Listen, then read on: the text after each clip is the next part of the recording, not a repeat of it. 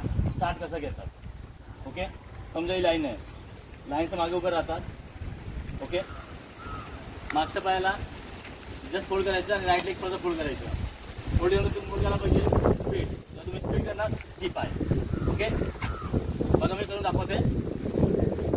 Set.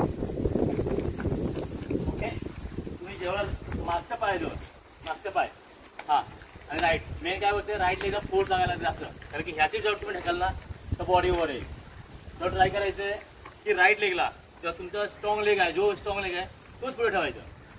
असं नाही की वीक लेग पुढे ठेवल्यानंतर काय त्याला फोर्स भेटणार नाही. तर जो लेग स्ट्रॉंग असेल त्या लेगला पुढे. तर माझं राईट लेग स्ट्रॉंग आहे म्हणून पुढे ठेवलं आहे. ओके, थोडासा डिस्टन्स असं ठेवायचं नाही, कारण की ह्याला उठायला तुम्हाला टाइम लागेल. जस्ट थोडा ठेवायचं आणि दोन्ही पाय फोल्ड.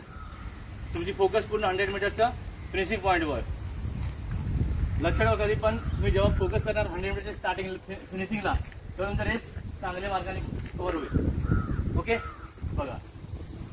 सेट.